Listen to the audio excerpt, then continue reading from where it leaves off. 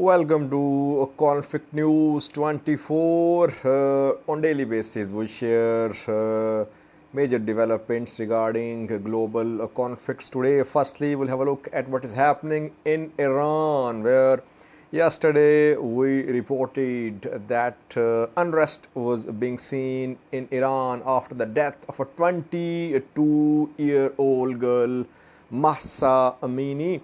Women are now protesting. They are discarding their hijab, their headscarves in public. Meanwhile, Iranian government has shared a footage showing how Mahsa Amini died. Secondly, viewers, Russia has made a decision which could lead to direct confrontation between NATO and Russia, between US and Russia, between Europe and Russia. The decision is about holding a referendum in Luhansk, Donetsk, Kherson, Zaporizhzhya. How can this decision of holding referendums lead to direct confrontation, direct military confrontation between Russia and other powers? We'll have a detailed look at this announcement of holding of referendums in some zones which are previously part of Ukraine. Firstly, viewers, Iran, where we know that 3 days ago a 22-year-old girl died in police custody. Mahsa Amini was arrested around a week ago. She was arrested for wearing improper dress. As I said yesterday, that in Iran, women are not allowed to expose their hair, their arms, so they have to wear headscarves. They have to cover their arms. Police, women police, lady police units are deployed in public, and women are arrested for improper clothing. Mahsa was arrested almost a week ago. Then she went into coma. And 3 days ago, around 4 days ago, she was pronounced dead while she was in police custody. After that, we saw massive demonstrations in Kurdistan province of Iran. Mahsa was a Kurd. She belonged to Kurdistan province of Iran. Protests are now intensifying, viewers. In 1979, Islamic revolution was seen in Iran. Muslim clerics seized power in Iran. Before that, there were no restrictions on women, on clothing of women. Iran was a pretty liberal country back then. But after 1979, strict laws were made, and now women are not allowed to go in public without covering their head, without covering their arms, etc. And Iranian women have been fighting. Some of them, not all of them, some of them are against these government's restrictions.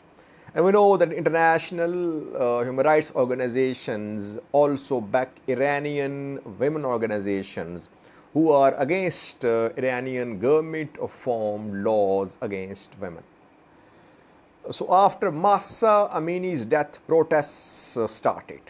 Protesters accused Iranian police that it was behind the death of Mahsa Amini, that she was tortured to death.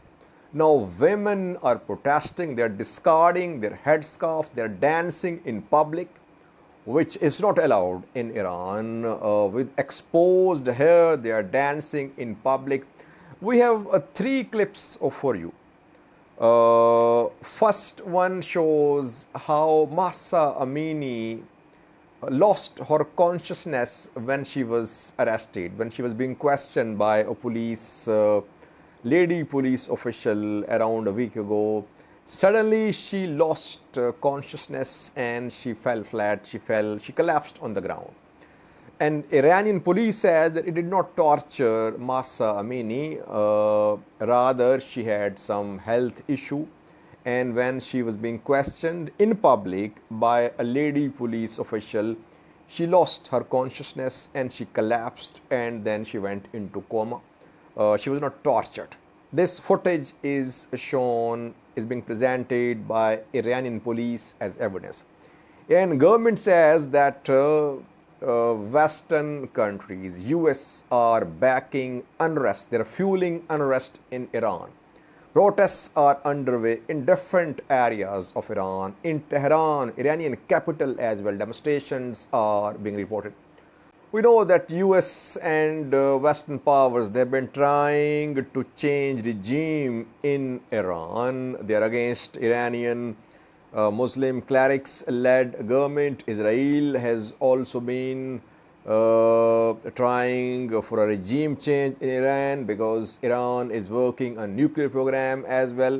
Israel, US claim that Iran is a source of instability in the region. Iran is heavily involved in Yemen, in Syria. It is fighting against US interests in both these countries. Western countries, US, they have imposed sanctions on Iran. There is unemployment, inflation, rising food prices in Iran. So there is economic crisis in Iran, which is now being exploited by some foreign elements who will back these protests if the protests intensify.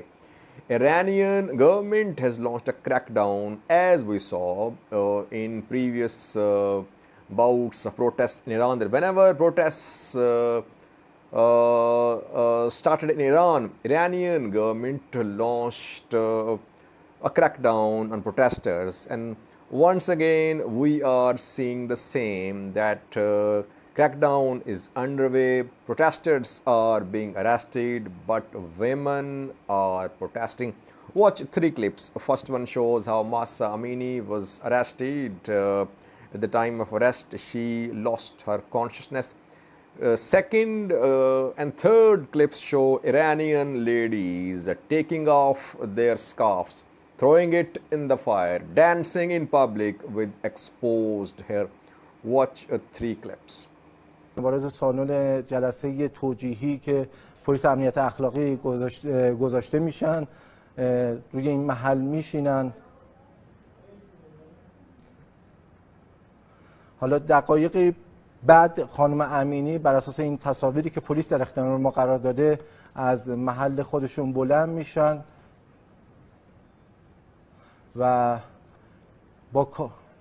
در محل خودشون بلند میشن و با کارشناسی که در این سالن حضور دارن صحبتی میکنن. حالا صدا نداره، تصاویری که در اختیار ما قرار گرفته، صحبت میکنن و حالا توضیحاتی داده میشه دیگه، گفتگویی رد بعد میشه. اینجاست که خانم امینی حالشون بد میشه و به زمین میفته. خب دقایقی بعد هم کارشناسان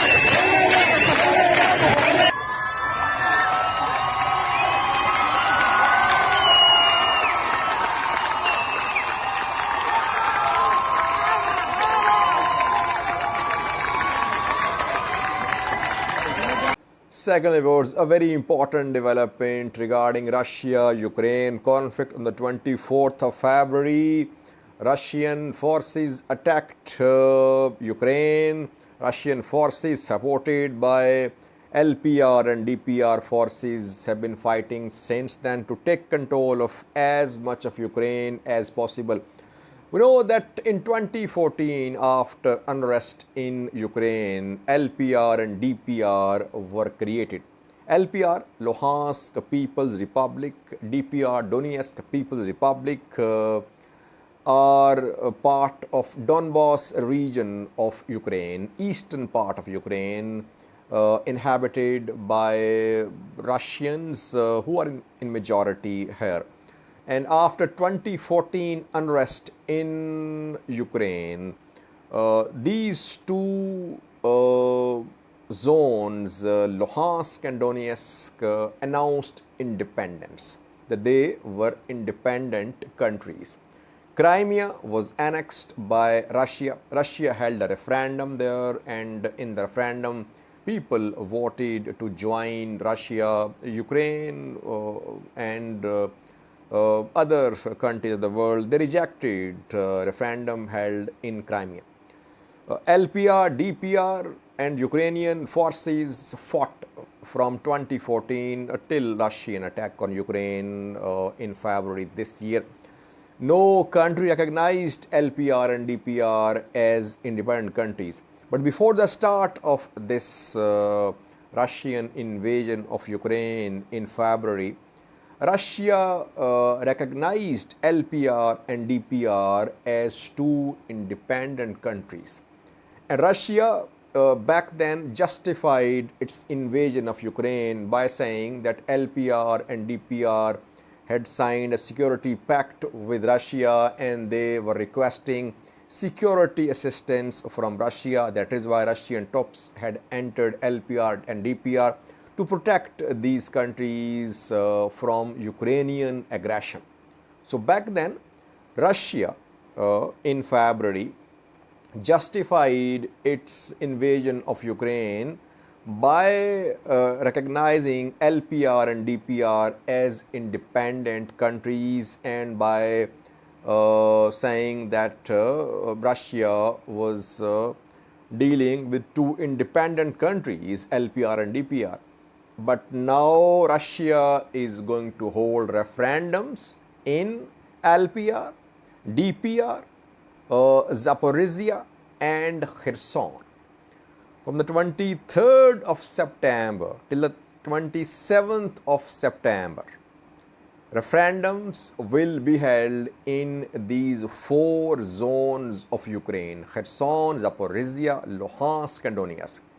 The referendum will be about the question: do these zones want to join Russia? And if a majority votes in support of joining Russia, these four zones, which are not totally under Russian control, but large territories in Donetsk, Luhansk, Zaporizhzhya and Kherson are under Russian control. If majority of people in these four zones, in the areas which are under Russian control, vote in support of joining Russia, these zones will become part of Russia. Though international community will definitely reject the referendum, but Russia will then be in a position to say that any attack on LPR, DPR, Kherson, Zaporizhzhya will be attack on Russia. It means that those countries which are supporting Ukraine now, we know that European countries, US, all are sending weapons to Ukraine. Neighboring countries as well, though only short-range weapons are being sent, not long-range missiles, because Russia has been saying that if its territory is attacked, mainland Russia, it will see it as an aggression by the country whose weapons will be used by Ukrainian forces. That is why US and other Ukrainian allies are not providing long-range weapons to Ukrainian government. If Luhansk, Donetsk, Zaporizhzhya, Kherson become part of Russia, it means any attack on these zones will be declared attack on Russia by Russian government. So it means that if any country will supply weapons to Ukraine after the referendums and the weapons are used in Luhansk, Donetsk, Kherson, Zaporizhzhya, Russia will take action against those countries who will supply weapons to Ukraine. So it could lead to direct confrontation between NATO and Russia, US and Russia, EU and Russia. It's a very dangerous move. Zelensky today said that if referendums are held in these occupied territories, it means there will be no hope of any peaceful solution to this ongoing conflict. It means that only military solution will be left. Putin, Russian president, he was due to deliver a speech an hour ago, but speech has been postponed. So maybe in his speech, he's going to make a very important announcement about referendum and about maybe general mobilization as well in Russia. Russia has not announced general mobilization in Russia so far. Only reservists are being deployed, volunteers are being recruited. So far, no general mobilization has been ordered in Russia. But after Russian losses in Kharkiv region of Ukraine, it is being said that maybe mobilization of public could be announced in Russia. So coming hours very crucial. Putin is going to speak. We'll update you after Putin's speech. So far, this move of holding referendums is being seen as a dangerous move which could lead to direct confrontation between Russia and other major powers in the world. Thank you for watching.